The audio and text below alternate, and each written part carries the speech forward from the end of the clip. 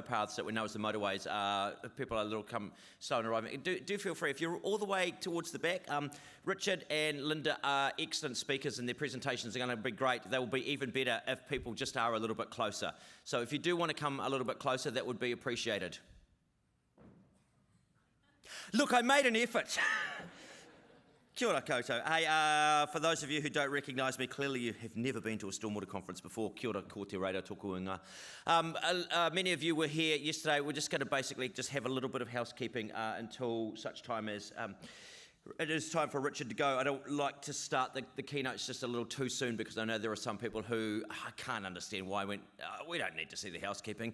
It's going to be the same things. He's going to tell us where the toilets are, where to go if we smoke, and indeed suggest that we probably stop smoking. And then he'll probably read some asinine anecdote from his excellent book. It's not my book, but on High Water, I do have a really good anecdote from there today. So, housekeeping. Look, as I said yesterday, I just timed the transition on the escalators. It's a minute. If you stand on the escalators, that is a minute of your life to go all the way down those 2 flights. Now, for some people, that's too long. That's wasted time. They're busy. So, once again, escalator etiquette for the day. If you are going to stand and take that entire minute and just soak up the $1 billion of this incredible renovation project, then just stand to the left, head down, because there will be some people who wish to step up them and use them as stairs. I do, because like with my legs, every day is leg day. I need all of the exercise I can get to wear off those tiny and delicious but pointless morning teas and afternoon teas. The most important thing is for the day, that promptness into the sessions if we can. And if you are moving into sessions, by all means, particularly if you're there early or you intend to stay for those sessions, if you can just move to the front and then into the centre, which gives people time to transition in and out. Look, I said yesterday that the Stormwater Group AGM was tonight, but I can actually say that today the Stormwater AGM is tonight. So it is at 4:30. I can't tell you what there is, but I do believe that there's a mystery treat available for those people who are thinking it's not simply enough to be a part of the Stormwater AGM. Maybe there'll be a mystery treat. Is there a mystery treat, Gillian? Great. Awesome. So if you wish to go to that, of course you do. Who doesn't want to go to that? 4:30 in room 516. I'm going to, once again, thank those people that have made this possible. We don't get to be in this beautiful room without the support of our excellent family of sponsors and the people who put it together. So again, a massive thanks to Water New Zealand, always putting on throughout the year excellent courses and events, both with this one and then certainly the water conference coming up later in the year, which is in Hamilton. Is that at Claudelands? Yeah, really good. I mean, this is great that this was here, but I was hoping it was going to be in Hamilton because I had a Hospo Awards there on Monday. Eh? Oh, they didn't keep the dates here. Well, I'll tell you what, if you are coming to the Water New Zealand conference, hit me up. I hosted the Hospo Awards there on Monday, so I can give you the rundown on all of the many, many excellent establishments in Hamilton. So good. Look, if you are from a council, here are the Wi-Fi instructions to keep the rates low, just so you don't run your phone bill up. A lot of this detail is on the back of your lanyards as well. So Wi-Fi, just select NZICC guest. Please do download the app courtesy of Eurofins. We are running a competition. If you scan your app at various exhibitors, you go in the draw to win some excellent prizes. We had a couple of great and very thankful winners yesterday. There are little Bluetooth speakers. There are all kinds of things. So do make sure that you enter all of those various app competitions and the sponsors' individual ones as well. Now, to thank the sponsors, look, we heard yesterday from Stormwater 360, but they are our premier partner. They've been associated with the Stormwater Conference for 23 years out of the 30 years that they have been in business. So what about a round of applause for Stormwater 360? We do appreciate it. Conference partner, and we're going to hear very briefly from them this morning as well. So thanks to Dutton Stormwater and Prime Fluid Management. For those of you who have taken advantage of the chill out zone, massive thanks to Neura. The coffee sponsor, great, always happy to have a coffee sponsor. A big thanks to Two Flow for that. The conference dinner tonight, it's always excellent. It's going to be in this room. I think they strip everything out. We're not going to sit at these chairs and have TV tray tables, as I suggested yesterday, which came as a massive disappointment to me because I thought that would have been amazing. It would have been good. Little handheld food. We could have sat in our seats and watched the awards night. A big thanks to Stantec for that. If you have a ticket for that and you cannot use it anymore, or you have a colleague who's got one, please do let the registration desk know because that's sold out and there is a waiting list for that. Likewise, the same with the site visits as well tomorrow. Thanks to Eurofins for their sponsorship of the app, and there are all of our sponsors and supporters. So what about a round of applause for each and every one of them? How's our time? See if we've got time to have an excellent anecdote before we go. We have, as I say, we've just got a couple of minutes. What other housekeeping? Oh, look, evacuation points. Carlos and his team, if there is any form of an emergency here, no shortage of places. Just do have a little look. It is a very large and can seem a complicating venue to get in and out of. So just do make sure you know how to leave. But Carlos's team will escort us out if we need to go. Wharipaku, they are located on both corners of this particular level here, and there are some downstairs as well, should you require them. If you are a smoker, told you it was coming. If you're a smoker, head downstairs, go outside. If you orientate yourself towards the ocean, continue walking straight down the hill. You will hit the beautiful waterfront of the Waitemata Harbour. When you are there and you are lighting your cigarette or your vape, just look around. Hear the sound of the gulls, the lapping of the water on that beautiful redeveloped waterfront that we've got down there. Just listen again, and on the cusp of the breeze, you'll hear the sound of our wonderful discussion and our merriment. Reassess your lifestyle options. Come back and join us in the room. Because there's a lot of money to be made out of infrastructure in the next few years, according to... I'll tell you what, I don't know if anyone was at the water conference last year with the Australians. Was it South Australia? And what are they looking to implement? I think $12 billion worth of infrastructure work over there. So there is a huge amount of opportunity in this water sector. I think that is all of them. Here, I promise you an anecdote, an anecdote from my book. And this book stopped in about the mid-90s, but some of it is timeless. So by a round of applause, how many people have been to Greymouth? Yeah? Anyone from Greymouth Council? No? Good. This was a chapter called The Great Wall of Greymouth. So, let's see. By great good fortune, the New Zealand Prime Minister, Sir William Fox, just happened to be visiting the West Coast during the 1872 flood. And like politicians of every hue and era, personal experience was often the only way such string pullers would be swayed. Sir William, sorely affected by the venomous flood, made an immediate inspection and ordered the construction of a protective flood wall. Bureaucratic wheels ground slowly back then too, and it wasn't until 1885, some 13 years later, that Sir William's prescription for flood protection was completed, by which time in 1877 there had been another great flood. By 1877, Greymouth had its wharf, and it was over this structure that the surging grey burst to signify the arrival of another great one. On cue, many townsfolk took refuge in the large number of Greymouth hotels, as much as to seek sanctuary and a dry foothold on the upstairs balconies as to drown their sorrows at the bar. Many staunch coasters stayed at the bar even as the floodwaters rose above their waists and threatened their drinking arms. A patron at Gilmore's Hotel fell and broke one of the small bones in his drinking arm. Luckily, he was able to drink with the other, as outside debris of all descriptions bobbed past on its way to the sea. Indeed, furniture inside the hotels began floating away. I love those little anecdotes. And look, if you are even perhaps new to the sector, new to the industry, or you want to familiarise yourself with the history, there's a number of really great books like this that detail year after year of flooding and flood activities throughout the history of the country. Nothing is new in this particular game. All right, I reckon we're ready to go. Richard, you feeling confident, comfortable?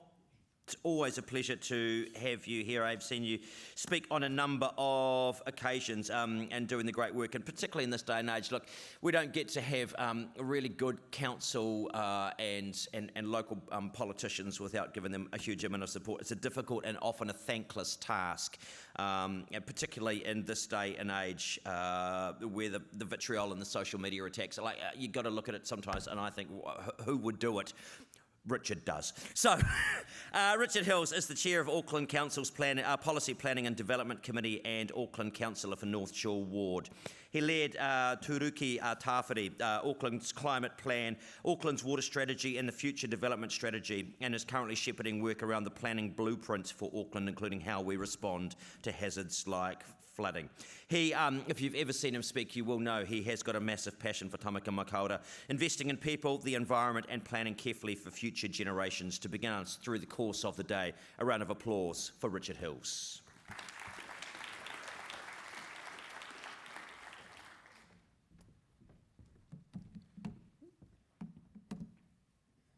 E nā mana, e nā reo, e nā rau rangatirama, tēnā koutou, tēnā koutou, tēnā koutou katoa. Ko Ngāpuhi tuku iwi, ko Richard Hills tuku ingoa, no Hillcrest Ahau, hikai konahera o Tāmaki Makaurau. Kia ora everyone, and thank you for having me here to the Stormwater Conference 2026. Really happy to come and speak on probably a lot of the issues that you're all experts in, but I'm hoping to give a bit of a political flavour on my experience in this space.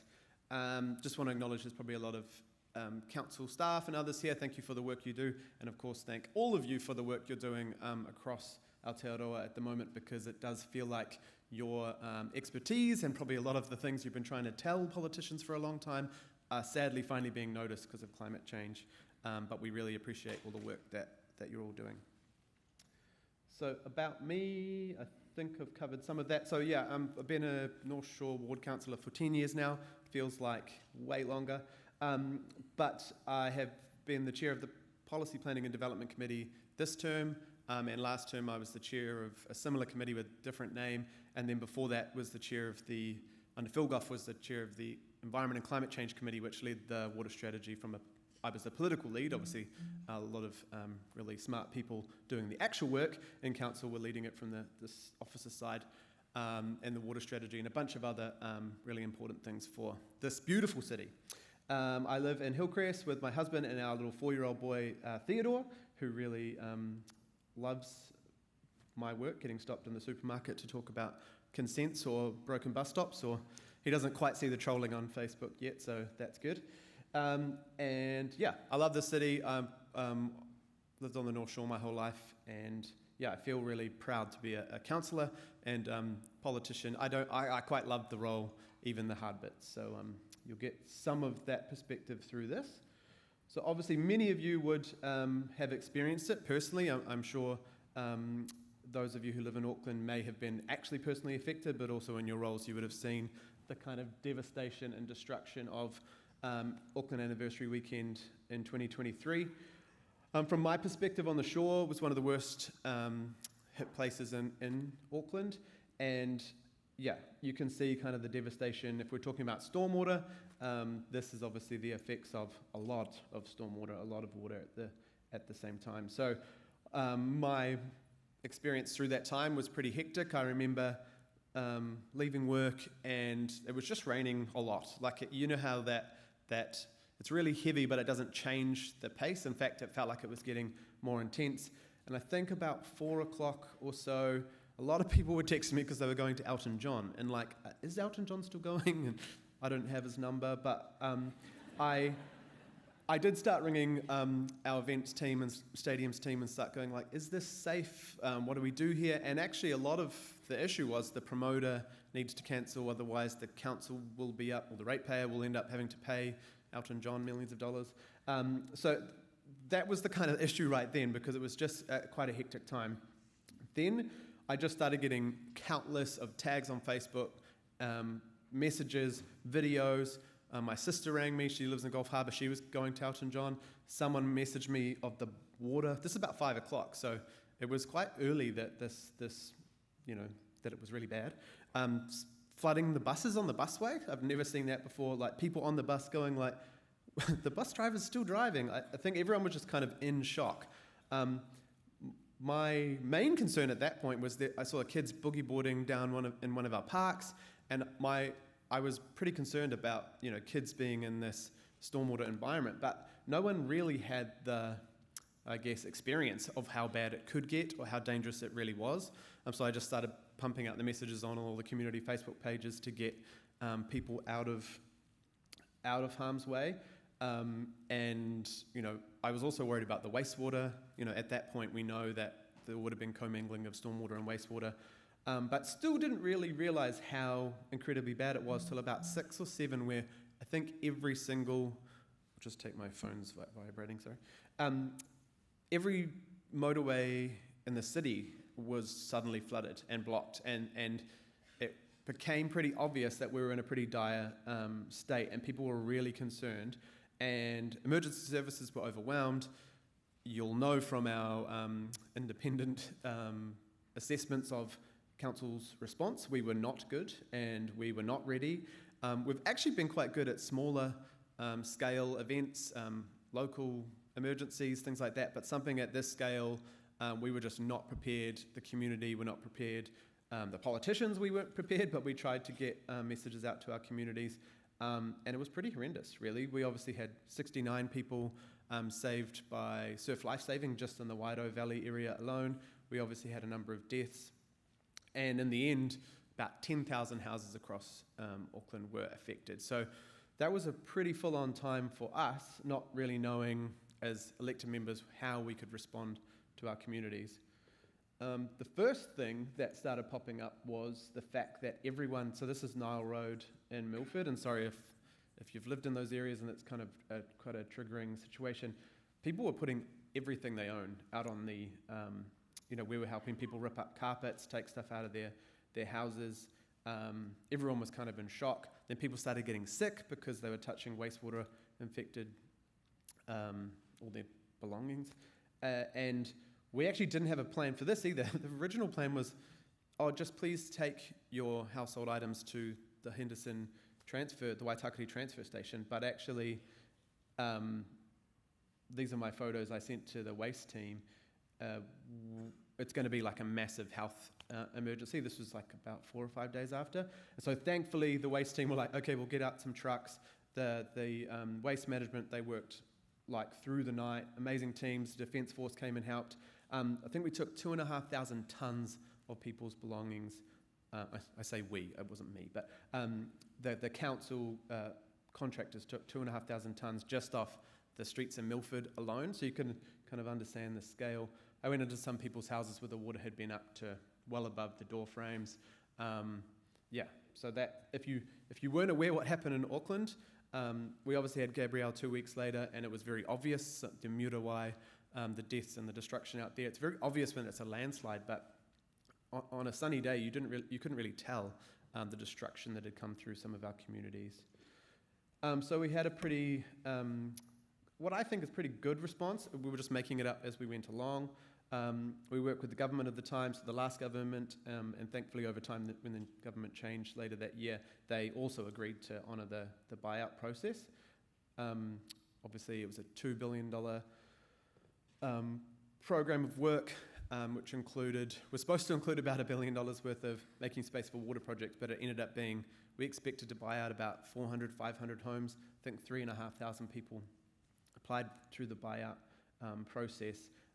And of course, the only reason we were buying someone's home is if there was a risk to life. So a lot of people thought, well, my house is severely damaged.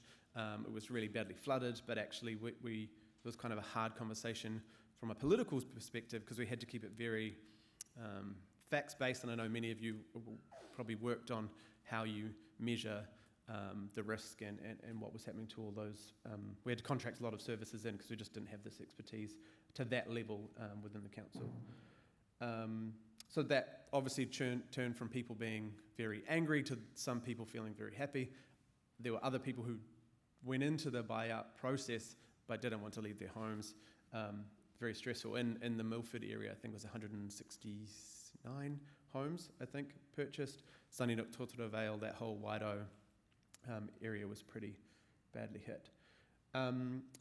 I will just talk about the picture. I've used it as a nice thing, but some of you might have seen this or been a part of this project. Te Ara Awataha in Northcote was one of the first, along with the Puhunui, the Oakley Creek, one of the Making Space for Water initiatives that were Healthy Waters team and others had been leading before the flood. So at least, we had an idea of the types of things that would work. This is in Northcote, the only place where there was a Decile 1 school in the North Shore, quite a a lot of low-income households, state housing. So of course you put that all in a floodplain a long time ago. And that area in Tauranga Street and around when I was a kid, that used to flood on like an average storm. So it's been fantastic actually that we opened that with mana whenua about 3 or 4 months before the storms, and during that time it didn't flood. So it actually shows what happens when you do rip out the concrete, the pipes, open up the channel, and give kind of, it's got the great biodiversity impacts as well, but during the flood it did its job. But then we wanted to do that on a grander scale, so that's Greenslade as well. That connects to the Te Ara Awataha, that picture I showed you before. So you'll see, you would have, once again, many of you might have been involved with these sorts of projects, but in Sunnyside and Greenslade Crescent here, dropping the sports field down 2.5 metres, that was also one of the reasons why I knew it was going to be bad on Auckland anniversary, because it was full, I think, at about 5:30, and that's a 100-year capacity flood, and that was already full. So, but to the Mayor's credit, he was like, let's do more of this. We put a significant amount in our budget to start this work. Obviously, sadly for the budget, but important for those people, we bought out far more homes than we thought we would. So we've got less money for this, but we're going to be working on our long-term plan to try and get more of those projects in. And that's obviously ensuring that we do some blue-green networks, remove some physical infrastructure that's been acting as dams. Most of the motorways in Auckland have acted as dams through communities, so we need to figure out how we change up community, because honestly, the community did blame the infrastructure on 2023. It's very hard to explain to people that there is unlikely in most instances, no infrastructure that would have helped on 2023. It might have in some areas, like in Northcote, but actually it wasn't the road drains, or it wasn't leaves blocking the drains. Most of the areas I saw, the water was coming up and out through people's houses, up catch pits, all sorts of things. So we need to get people's heads around that. These big projects will reduce the risk for some, but actually infrastructure isn't always going to be built, unless we want to put up the rates 200% or something to do the sort of GCANs in Tokyo, which they still have flooding from those large infrastructure projects. So this is a bit of, got asked to talk about my experience dealing with the public on these tense situations. So this is one of our public meetings. You can't see, I think there was about 300 or 400 people there at Event Finder Stadium on the shore. This was in discussion of the kind of biggest Making Space for Water project, which is turning part of the Takapuna Golf Course, or A.F. Thomas Park, into a detention holding pond, I guess, wetland, that has some dry detention. And it was quite controversial. I got lots of anger. It was kind of interesting in 2023, there was a lot of meetings where I had to front where people were angry, weren't doing anything or weren't doing enough, and then you start doing the projects and other people turn up and like, please don't do anything, we want things to stay the same.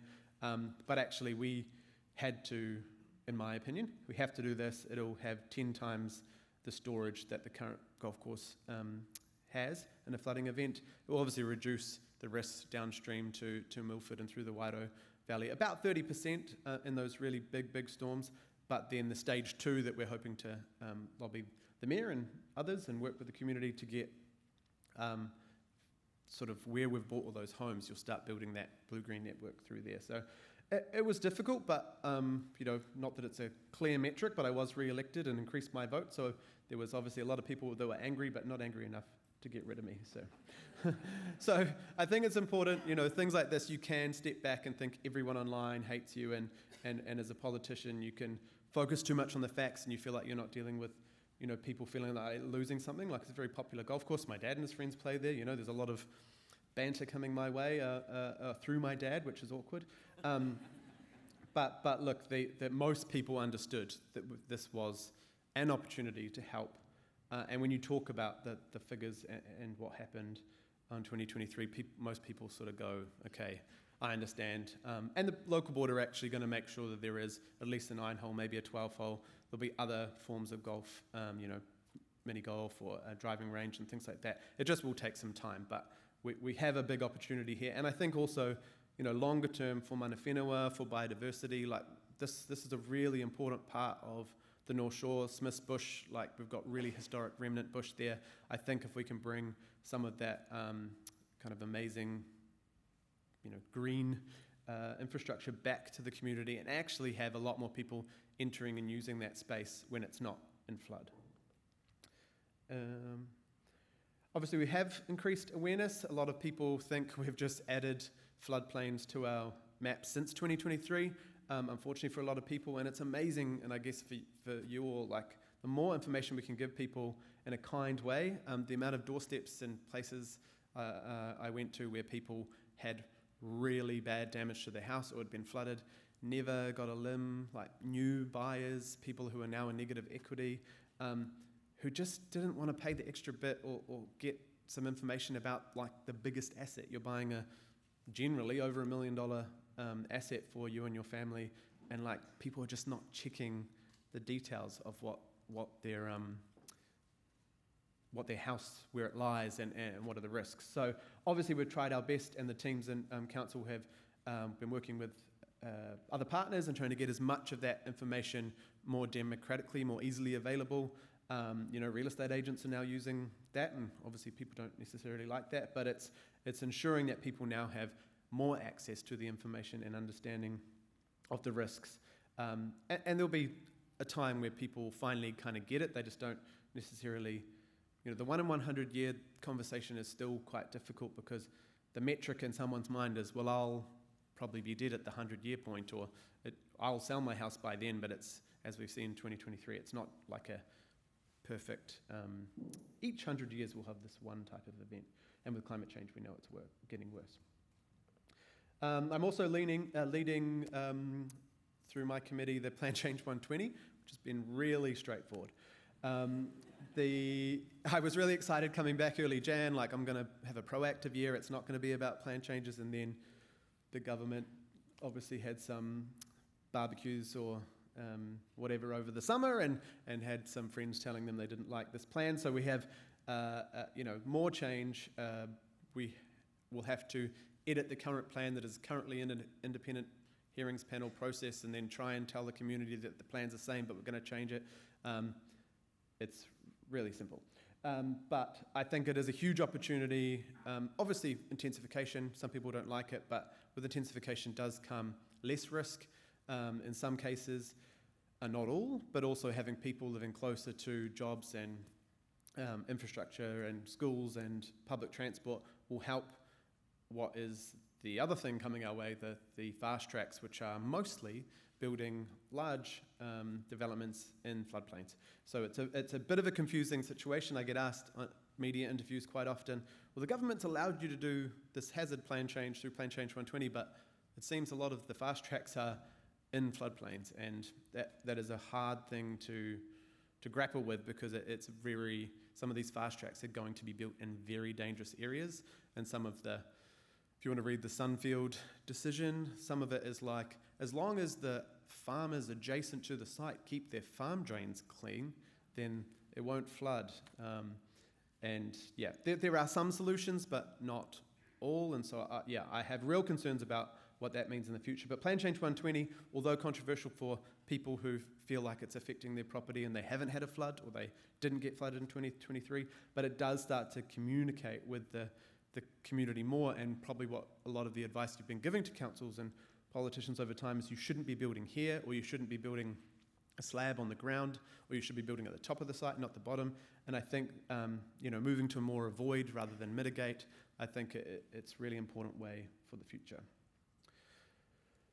I'm going to leave 10 minutes for questions, but for me, obviously the last 3 years, for me as a councillor anyway, stormwater is seen as a very negative, dangerous, a real concern for our communities. But I come back to this point, mana whenua, when they opened Te Awataha, the emotional, the waiata and everything, but people touching the awa. Like, this has been a river that was concreted over.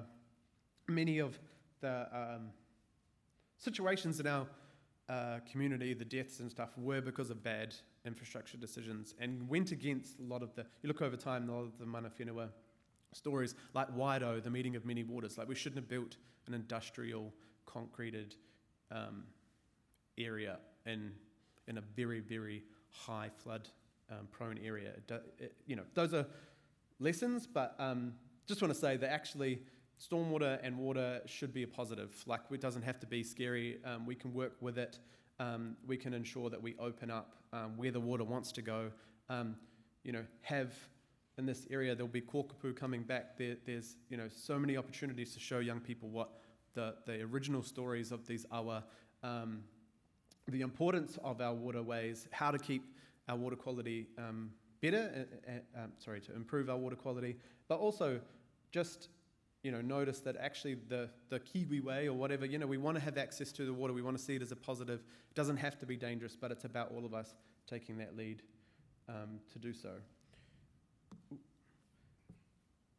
And I just want to close with a whakatauki. Ka ora te wai, ka ora te whenua, ka ora te tangata. If the water is healthy, the land is healthy, and the people are healthy.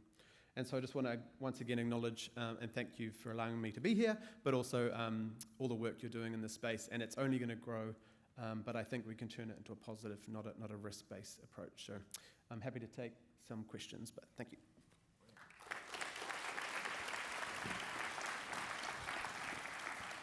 Happy to take questions. If anyone's got one, just throw your hand up if you've got a question, and I can come to you.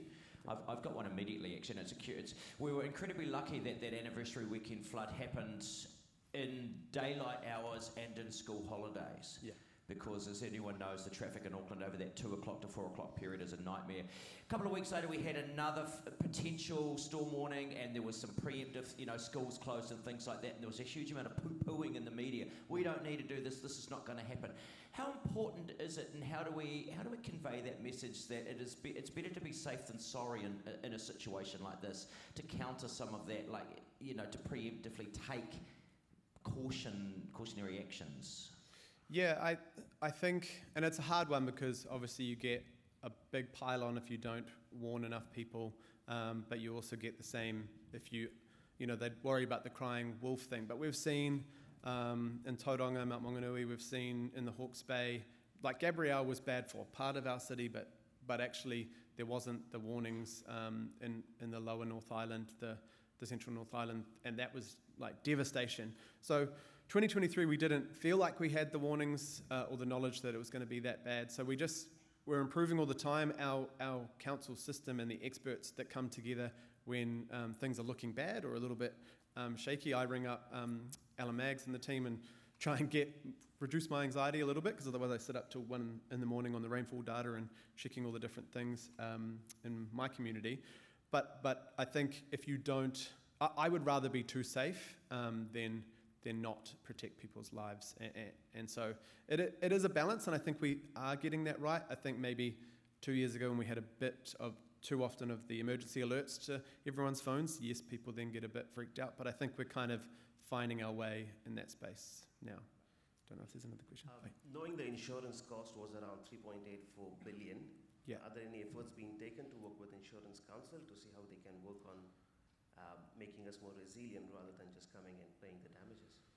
Yes, definitely. So we've had a lot of feedback. The Insurance Council and other insurers are very pro and have spoken out to help us on some of those Making Space for Water projects, that they want to see us doing more of that. I've also met with some insurance companies to see how much their data aligns with ours, and quite often they're quite aligned, or they're using our data or we're using theirs. So I think my warning to the government and to others, if we don't do and change our planning rules through Plan Change 2020, if we don't change the way we're working, the insurers and the banks will do it for us. So we're already seeing it with Insurance Retreat and whether people will lend in dangerous communities. So I think we owe it to our communities to, even though it's hard, step into that and then work with insurers as well. Hi, Pete Brooks, Oricon. Firstly, thank you for everything you do. It's really refreshing to have a politician that is prepared to stand up and talk to us. No worries. My question is, having worked at council and done a lot of this work, I no longer do, but for me, understanding how we can help you. You are preaching to the converted in this building. We understand your challenges. What else can we do to help you through that process, and what international experience would help? Yeah, I think it is speaking up at advantageous times. So like when we were consulting on the AF Thomas Park, the Takapuna Golf Course, we heard a lot from the golfing community, but we started hearing some voices saying this is the right thing to do, this is a clear thing to do, there's not a lot of other options. It really helps that you have independent voices. I know that there's kind of this anti-science, anti-climate, woke or whatever thing happening out there at the moment, but I think generally underneath it all, most people want facts, calm ideas, and clear. I get views from people in doing this work for a very long time. So the more you can help tell that story in the public, because there'll always be someone who wants to say, you don't need to do this, don't need to do that. So I know it's putting yourself out there into often a political sphere, but it does help all those little voices, or big voices, and no matter where you are, it helps the overall picture and the direction.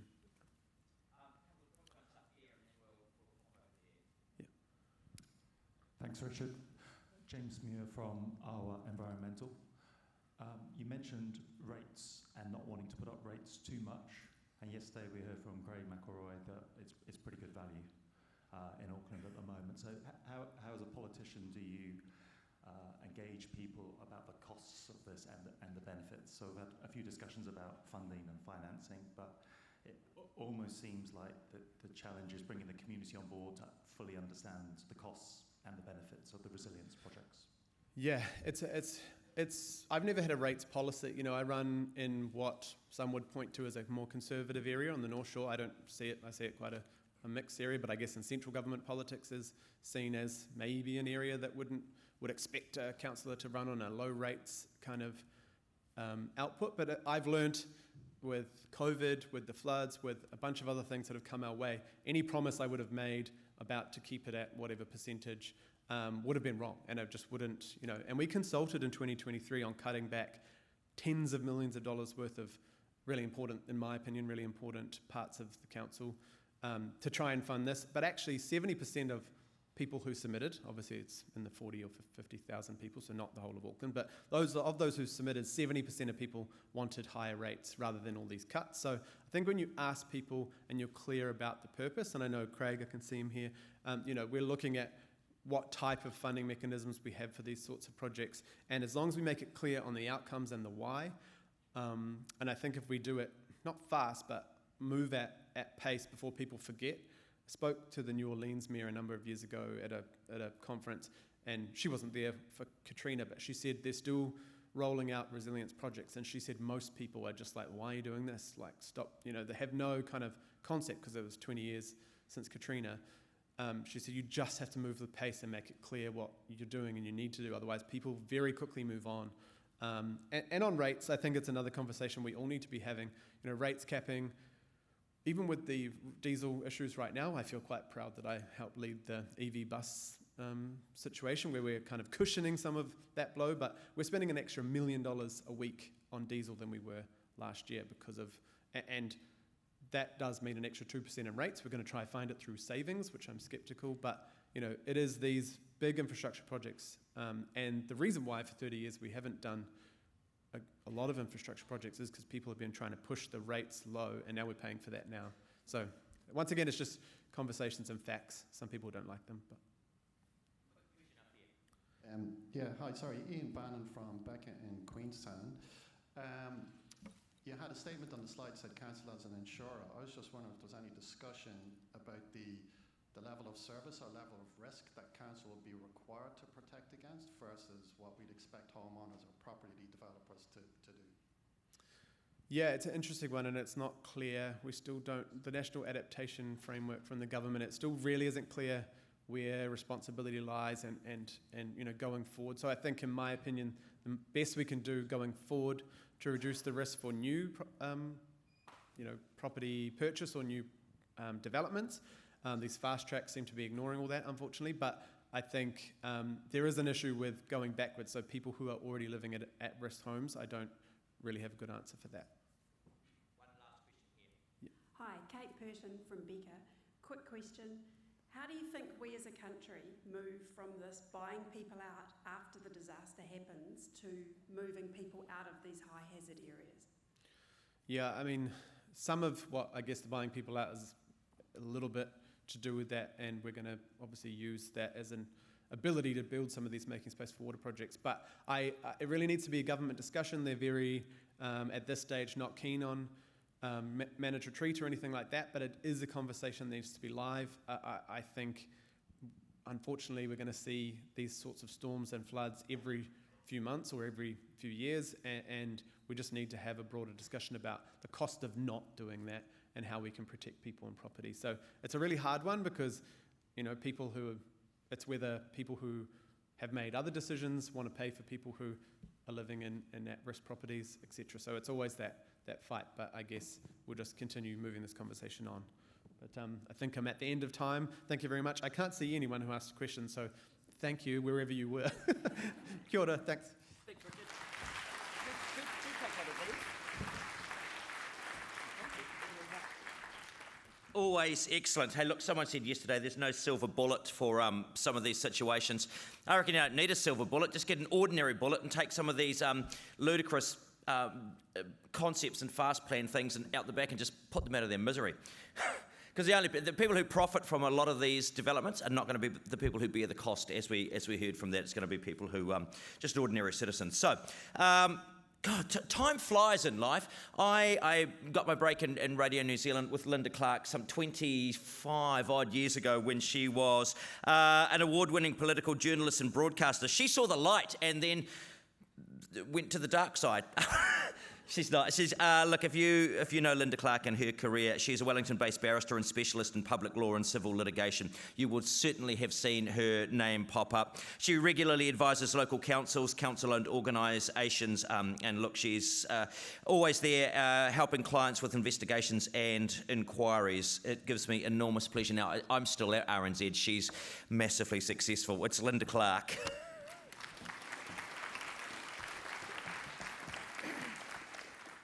You always had to push radar off the air at 2 minutes to 12. So nothing has changed. No mai, haere mai, kia ora koutou. It's very nice to be here. I have no idea why I'm here. And you're probably thinking much the same, like what literally the fuck is a barrister doing? Taking up this time when I could be, networking or having a cup of coffee or whatever. So we're in the same boat. We have this in common. As Te Reda said, my subject is keeping your social licence and how you serve your community in sceptical times. And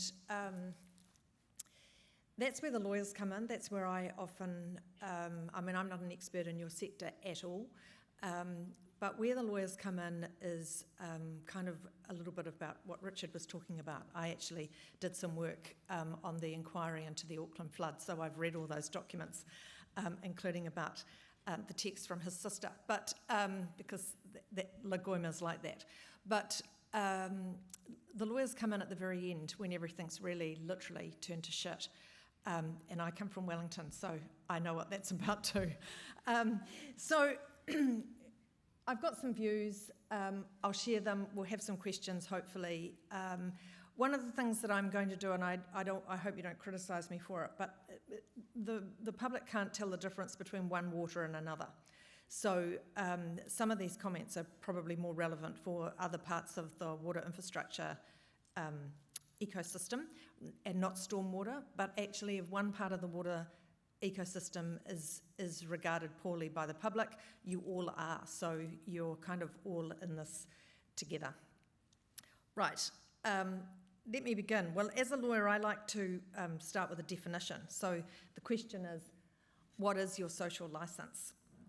Put simply, you get to charge a levy, not you necessarily personally, but some of the people in the room will determine that, but you get to start to charge a rate or a charge or a levy on every property in turn for providing an essential service. And that's kind of it. It's pretty basic. It's almost a contract, but not quite. The problem you have, though, is that unlike other contracts or unlike other purchases, most New Zealanders don't understand or even want to know very much about how you do this. They're not interested. They've got too many other things to worry about. And they don't understand the difference between stormwater services and other water services. So they turn on a tap, they simply want water that's drinkable and that won't make them sick.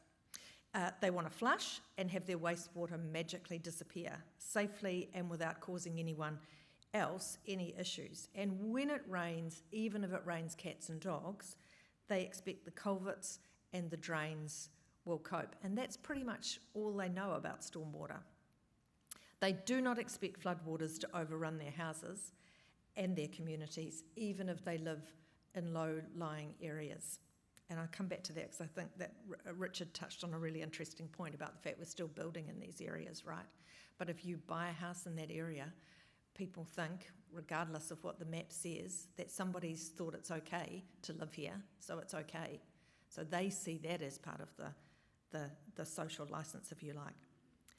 But if you can do what people want, and that is simply deliver those services without incident, and if the charge for that service is affordable, then you can all expect to be left largely alone, just to get on with the job. And that's actually what you want. You're the experts, you've got the bright ideas, you've got the challenge of managing the infrastructure network. You just want to get to work in the morning, do your job, and things to tick over nicely. Of course, and Richard's referred to this with the Auckland floods, but of course things don't always go according to plan. And we're seeing that play out at the moment in Wellington, where both Wellington Water and Wellington City Council are the subjects of Crown reviews over the failure of Moa Point. The other recent examples, you've heard about the floods. Cyclone Gabrielle, of course, is another that I've heard talked about at sessions over the last couple of days. These repeated inundation and flooding events that have become more and more common and that are sort of rising up the political agenda.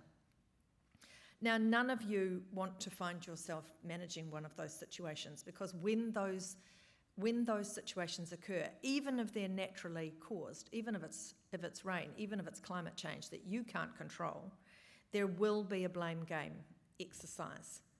I mean, obviously that's where I make my living, so I welcome those, but they're uncomfortable, right? You don't want to be in one of those.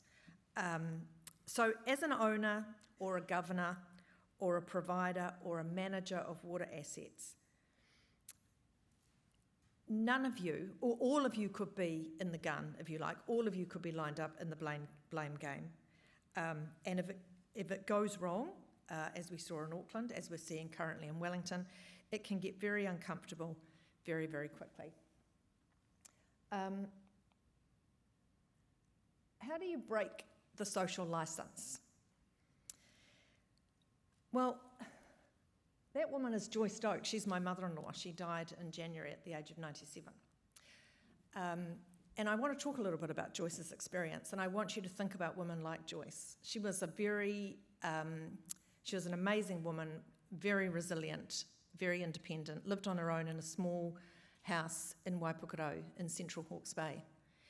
And yesterday when I was walking through some of the sessions, and they were interesting, right? Like you guys are really smart. But a lot of the photographs about risk were, water on farmlands or water in streets. And that is the risk, right? That's what you have to deal with. But this is what the social licence is about. It's about individual people in their homes coping with really unfortunate and difficult issues. So Joyce, as I said, lived in central Hawke's Bay. And how do you break social licence? Poor performance. So in 2016, and I know it's not your sector, but in 2016, Havelock North had their drinking water crisis. 5,000 of the town's 14,000 residents became ill, 45 were hospitalised, and 3 deaths were contributed as potentially connected to the contaminated water. That was the result of a government inquiry. That particular disaster really put water on the map in New Zealand. And in central Hawke's Bay, where my mother-in-law lived, none of her friends ever drank drinking water from the tap again. It didn't matter what anybody said to them about the safety or otherwise of the water. And she wasn't in Havelock North. She was, probably about 45 minutes drive away. But none of them ever took water out of the tap. That's a really profound change in behaviour, and that's a breach. That's an example of where the social licence between providers, managers, governors, asset owners, and the people they serve had completely broken down. And then that was 2016. In 2023, Joyce's house was flooded as a result of Cyclone Gabrielle. Now, her house had never flooded before. She lived quite a distance from a council culvert. The culvert hadn't been cleared for ages. Perfectly good reasons for that. It's a council with very few ratepayers. It's really stretched for money. It had reduced its maintenance, and one of the consequences of that is that it was inundated and it couldn't cope, and the water literally flowed right through her house. She left her house in the middle of, at 7 o'clock in the morning of the day of that cyclone, being carried out of the house by a fireman, and she never returned to it. And I want you to think about that, because that's what matters. So how do you break the social licence? Poor performance. But it doesn't need to be as dramatic as this. You can break it with lack of transparency, with buck passing, with talking past your community. One of the presentations I saw yesterday is this whole question about the language you use, 1 in 100, 1 in 50 years. No one knows what you're talking about. I have no idea, and I'm actually quite an intelligent person. Just tell me it's really going to rain heavily and I need to get out of my house. But that the language you use and the way that you talk about it, sometimes trying to be reassuring in a way, actually can work against you and can help you break that licence. It's another thing that you see over and over again is focusing on the technical problem, but not what lies beneath. We'll talk a little bit about that in a minute. And obviously the cost, and that's the balancing act, and it's something that Richard referred to, and it's where, this is probably out of most of your hands, it's where the politicians come into play, but there's a balancing act to be had between what is affordable, what you can afford to do, what you can afford to mitigate, and what you can't. And we're really in a point in New Zealand where we're at the uncomfortable point of having that conversation, but nobody really wants to have it. Even Richard, bless, a very transparent politician, but when the question was asked about, and I'm not sure where it came from, but about what do we do with people who are in these houses that are going to get flooded, like why do we just keep patching? The same thing could be said about those roads up near Gisborne. Why do we keep patching when we know we're going to be patching again? Those are conversations that we're still shying away from. But those conversations, and the fact that nobody really wants to say what some of you want to say, are breaching that social licence. I also wanted to mention, just in terms of that we live in a low trust environment. You'll know this, because probably you don't trust politicians either. If we did a snap poll here, your results would be much like everybody else's. But nationwide, the turnout in the local government election last year was just 39%. In Auckland, it was worse than that, it was 29%. And many of you in this room probably either didn't vote, or you'll know people close to you who you like, who you respect, who you think are smart, who didn't vote. Now, when you have a turnout of 39% nationwide and 29% in the city, that is a disconnection and a disengagement that actually does say a lot about trust. People don't see the point. So either they think this doesn't affect them, which we know can't be true, because the services provided by local government affect them in many ways more than the services provided by central government, so we can dismiss that. Or they think they won't be listened to, or they won't be able to influence. Potentially they think that the people who are running up worth much chop and they can't be bothered voting for any of them. But none of those are good reasons, right, to be that disengaged. It just says they don't trust the process. A 2023 OECD report on trust and confidence in public institutions said between 40% and 45% of New Zealanders ranked local government as trustworthy. So you can feel good that that is above central government, but the trust level was lower than for police, for the courts, and for the public service generally. And that was back in 2023, and I think if you did that survey now, the figures would be actually more depressing still. The drivers of trust. The Public Service Commission regularly tracks trust in the public sector, and they do a survey called Kiwis Count. It's worth having a look at online. It's reported quarterly, although I think they've just cut back funding for it, so it might be annually from here on in. But it's actually an interesting and reliable survey, and it's been going a number of years. And these are the factors that the Public Service Commission ranks on the basis of that survey as the factors that it identifies as drivers of trust. This is what helps you maintain your social licence. So they are things like admitting responsibility when you make a mistake, being honest, being open and transparent, being there when your customer needs you, changing services in response to feedback, that's an interesting one, treating people fairly, treating people with respect, understanding their needs, and working together with other government agencies to get the job done, which is a relevant consideration for you guys because often there's a whole range of parties that have to work together to solve a problem or to mitigate an issue. Together or separately, this is a pretty simple recipe, right? Like, this is actually just about doing the right thing, just being a decent person, getting up in the morning, doing your job well, doing the right thing. None of this is that hard. It's interesting too that of those factors, treating people fairly, being honest, and changing services in response to feedback were the top three, which probably may not be the three that you would have chosen.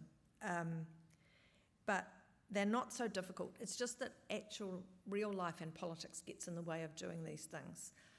And my observation, having assisted with a number of these inquiries, is that one of the big things that gets in the way of doing these things in organisations like councils and in contracting parties who are contracted with councils to deliver a service is actually a sort of, and I think we have it endemically in New Zealand because we're a small community, is not wanting to be different to everybody else.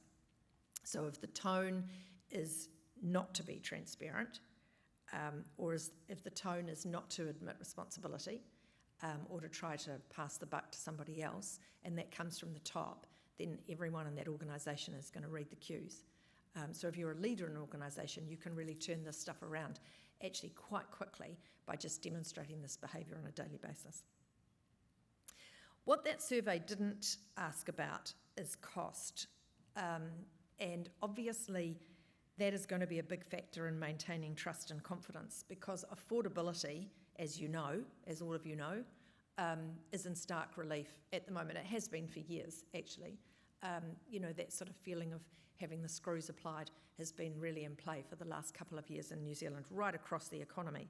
But at the moment, and given what's going on in the world and the impact that's having on petrol and diesel prices, it's sort of even more so. So the tension and that question of affordability is driving a large part of the discussion about water reform and probably getting in the way, actually. We're not very good as a country of having long-term plans, and even the actual capital L, capital T, capital P, the long-term plans that councils have. I mean, the pattern of that is councils don't stick to them. They get reviewed every 3 years. So they sound really great at the beginning of the 10-year process, and you can think, yeah, they're really going to put in a shit ton of money. But often if you look into the balance sheet and see how the papers are drafted, a lot of that expenditure is back-ended into the latter part of the 10 years, and it gives the council wiggle room to change after 3. So you thought you were getting $1 billion to do a big project, but well, actually 3 years later it looks like it's going to be about 700, and then 3 years later again, it was only 5. So, that is a real New Zealand, we're just not very good at long-termism, and that's one of the reasons why we find ourselves in the position we are today. On affordability, just quickly on rates, because that's how it's felt, right? That's how most people experience this. Well, 2 ways actually, because the point about insurance, that's how they're going to experience it. That's how increasingly how they're going to experience it, and are already in some parts of the country. In my part of the country, in Wellington, the risk of earthquakes, our experience of earthquakes has really put up all of our insurance. So we're suddenly much more aware of that as a risk, but the same is being applied to water in different parts of the country. But if we look at rates, which is the main concern that consumers would have, In 2025-2026, average local council rates increased by 8.38%, according to some reports, and inflation during that period was less than 3%. So when you've got your rates going up higher than inflation, you're going to have a little bit of backlash, and the higher the rate increase, the higher the backlash, and we're definitely seeing that. And you're ratepayers in this room, so you'll know that's a pain point. In my city of Wellington, the council is currently consulting on an average rate rise of 7.4%. Originally, they went out with a proposal of 12.7, but they've knocked it back. I'm told that in Hawke's Bay, they're consulting currently on an increase of 18%, and I heard yesterday on the radio that Oamaru is consulting on 12%. If any of you are from those areas and those are wrong, you can correct me later, but that's according to various reports. They're big increases, right? They're big increases. And that is going to put a real tension on your social licence. People don't really know what you do, so they take the service that you provide pretty much for granted until it turns to shit, literally. But what they know is you're charging them more for it, and they're not seeing the benefit of that.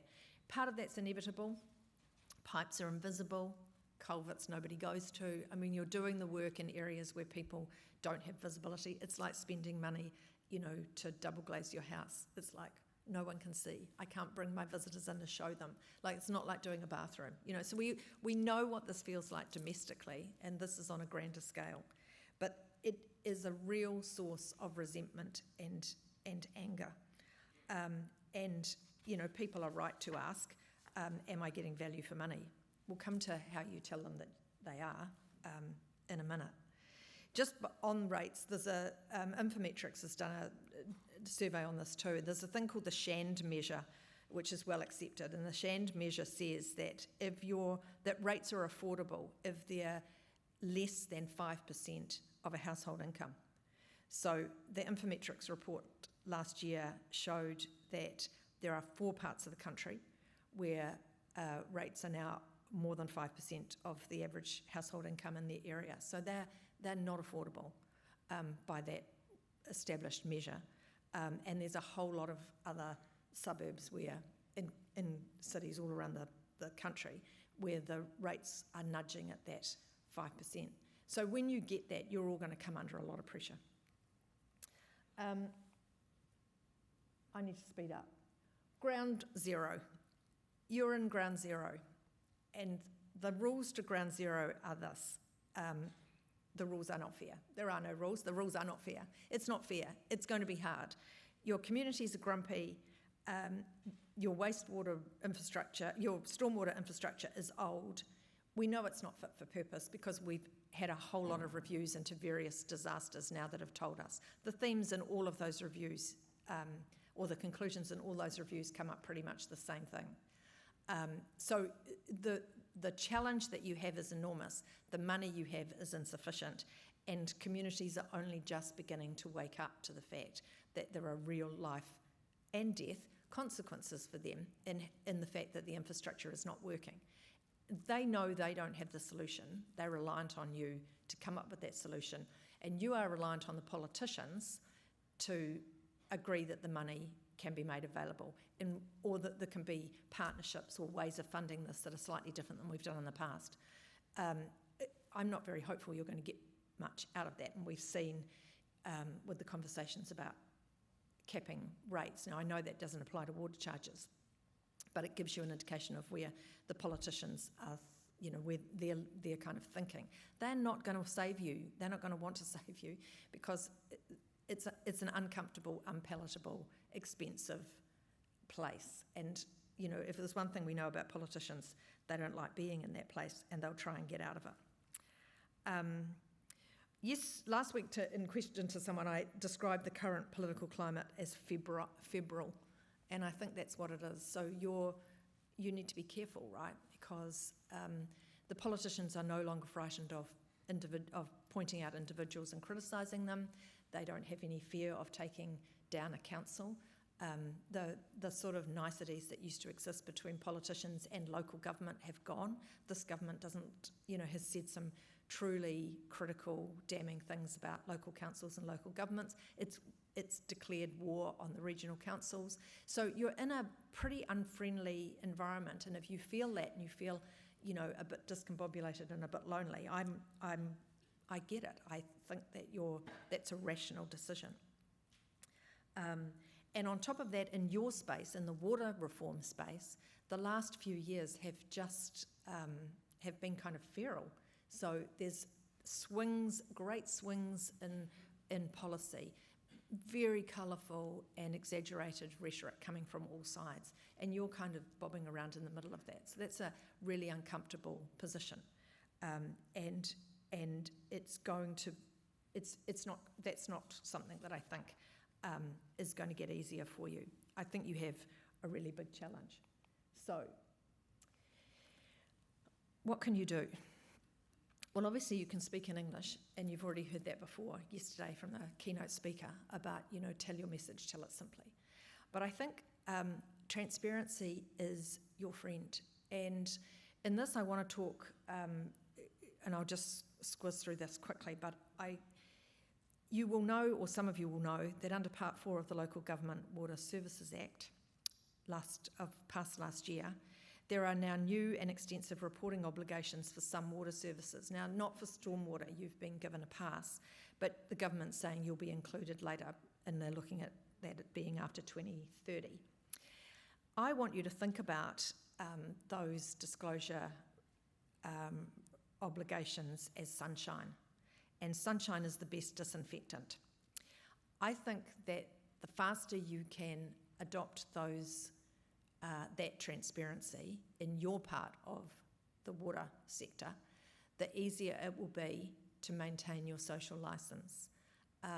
It will be easier to explain what you're doing, why you're doing it, why you're doing it now, why you might be doing it in 5 or 10 years' time.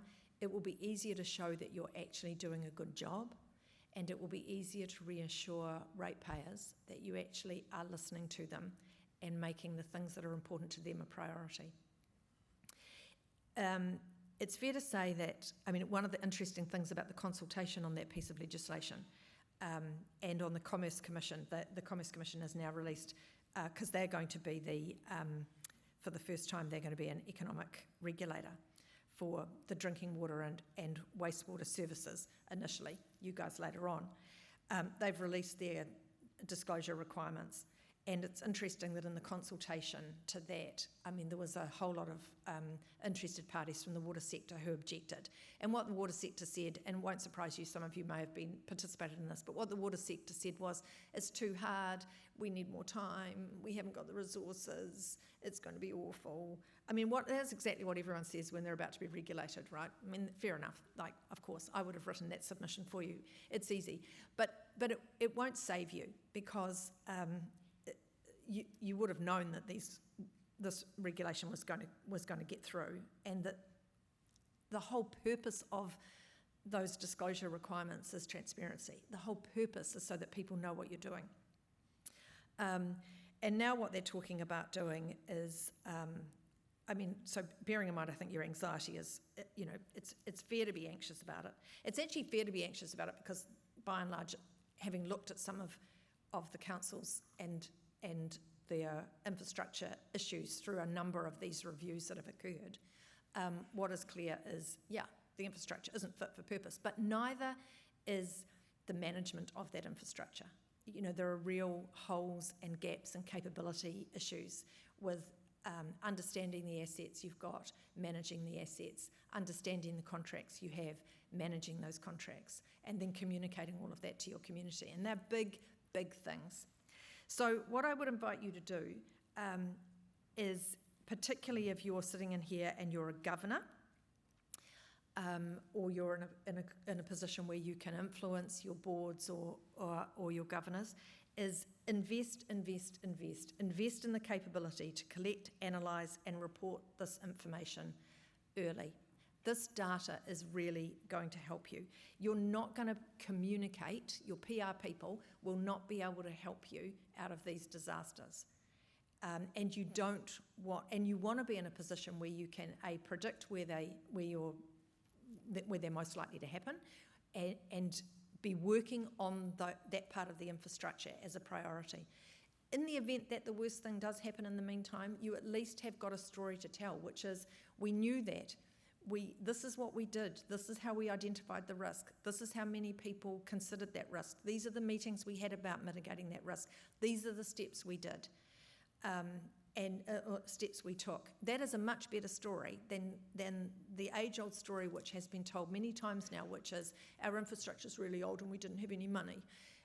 That's what is often said, but it won't buy you purchase anymore, because none of you can tell. You can actually put hand on heart and say, we didn't see this coming, because we are seeing it coming and we're actually living through it. I am out of time and I have not left enough time for questions, so I have failed in my own mission. But I would just say as a last point, this is about capability.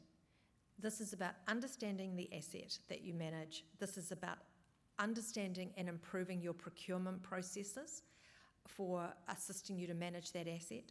It is about having better and more sophisticated contract management capability within your organisations, particularly if that's a council or a water entity. And these are all areas where every review that has looked under the hood has found councils or council-controlled organisations to be wanting. So you don't need to be the next person. You can actually get ahead of this, but you need to embrace it, and you don't want to delay any further. Thanks very much.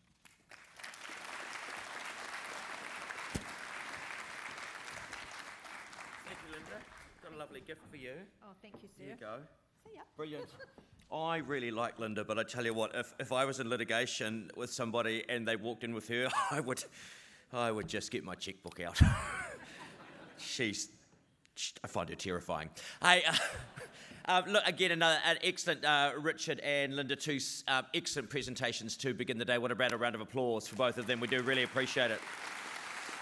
Before the break, we have got, we're going to have just a very quick word from two of our partners, Dutton Stormwater and Prime Fluid Management. So they have got 2 minutes each. Put a little timer down there as well, because I know we're going into the break. So let us welcome from Dutton Stormwater. Where is Ed? Hello, Ed. Where are you? There you are. Hello, Ed. Always a pleasure. Ed, I'm going to go and stand over there so that I can keep an eye on the timer. Yeah. Hello. Yeah. Quickly. All right. Quickly. There we go. Does he seem like he's in a bit more of a rush than usual? I don't know. You're in a hurry, eh? Tēnā koutou katoa. Thank you for gathering here today and to be part of this conference, and being involved in the stormwater industry for over 17 years. I'm always inspired being surrounded by all of you. And maintenance of stormwater treatment devices has become an essential part of responsible ownership, and we're honoured to help you with this role. And over these years, I've actually had to pinch myself when some consultants and councillors call me up and ask me about the suitability of a location for a maintenance device.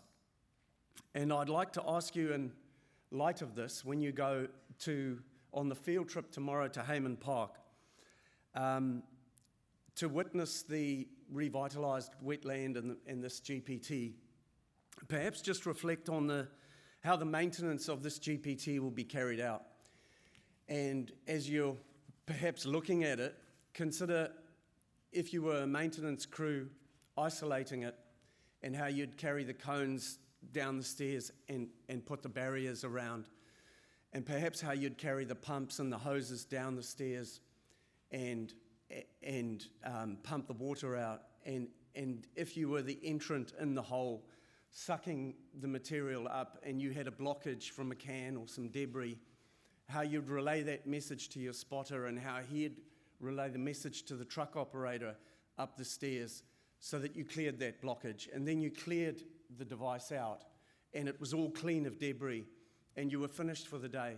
And then you had to carry the gear back up the stairs and pack up and go. Perhaps you could maybe just consider that. And honestly, we're not in maintenance for the glamour. It's hard work, and we love it. It's in our DNA, and it's what we do well.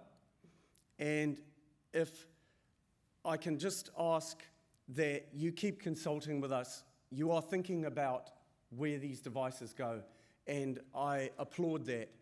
And we can work with you on where we put these devices. Thank you. It's an honour to be here. Thank you,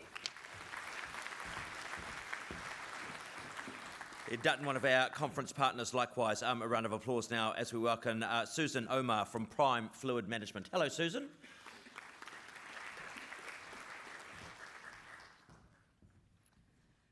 Morning, everyone. Ricardo Holt, who's our specialist stormwater engineer, was supposed to be here today, but he's just flown in off a flight from Germany, so he's off the hook. I'm on it with a speech that I don't know and a 2-minute timer, so I'll do my best. One thing that we've really noticed over the last few years at this conference, and we've been a conference sponsor now for 3 years, we just started, I think just after Cyclone Gabrielle. Our hire team was up in Auckland supporting the clean-up there, and we mobilised 36 of our pumps to the Hawke's Bay for several months to help reinstate the stormwater network out there, and we're now working out there on another stormwater infrastructure project. So one thing that I think we've noticed is not that stormwater's become suddenly more important, because it's always been that, obviously, but it's getting a level of wider attention and starting to attract conversations, at least, about the investment that it deserves. And honestly, for us, that's great to see, because the conversations that happen at this conference are big ones. This year, it's accountability, governance, ongoing changes and conversations around climate adaptation, how we build networks that still function properly under pressure 50 to 100 years from now. And I think everyone's probably come to the same conclusion outside of this room, and that's water still wins, inevitably, eventually. I think the Dutch figured that out a few centuries ago, which is part of the reason that we, as a company, have partnered with companies out of the Netherlands for our stormwater solutions. Not because we see ourselves as bringing in products, and not because we think a supplier should be leading these conversations. We know that's not our role. Our role is much, much smaller than that, but we still think it matters. The people in this room, you, are the people that are shaping what stormwater infrastructure in New Zealand looks like and where it's going to go next. And our job simply is to support you in that, to pay attention to the conversations you're having and where the industry's heading, to listen to what you want, and then to bring in the best thinking and research and practical pumping solutions we can find globally to help support your outcomes locally. And that's what attracted us to companies like Bosman Water Management, who have fish-friendly pump design, and BBA pumps with their relocatable surface-mounted pumping solutions. So it's not the equipment that attracted us, but the philosophy of the organisations behind it. They're into long-term thinking, they're into evidence-based design, they're committed to protecting waterways and our aquatic life with their solutions, and infrastructure that's built, just as Dutton just talked about it, for operational reality, which includes maintenance, not these ideal conditions on paper. Because when pumping infrastructure is necessary, and sometimes it is, then we think it should contribute positively to the wider goals that this sector is working towards. So at Prime, resilience is something we talk about a lot internally, not just infrastructure resilience, but our own organisational and community resilience, and being ready when systems are under pressure and supporting the people carrying the responsibility for those systems, which is why we support this conference. And we're here really to listen. So if you've got questions, possibly who's Prime Fluid Management, if you've got frustrations with what you're seeing available, or ideas or projects that you're wrestling with in the stormwater pumping space, then stand 5. We're a little bit hidden, but we're by the coffee cart, and we've got a big banner, just look up. Come and tell us your thoughts. We're really interested in listening. Thank you. Thanks. Thanks, Susan. And again, thanks, Dutton, Stormwater and Prime Fluid Management Conference Partners. It's morning tea, so head there, downstairs. Remember, if you can, if you're just going to stand on the escalators and take up a minute, stand on the left. We are back in here all together for the Innovation Forum later on. If you've never been to one of those before, they're excellent. See you there.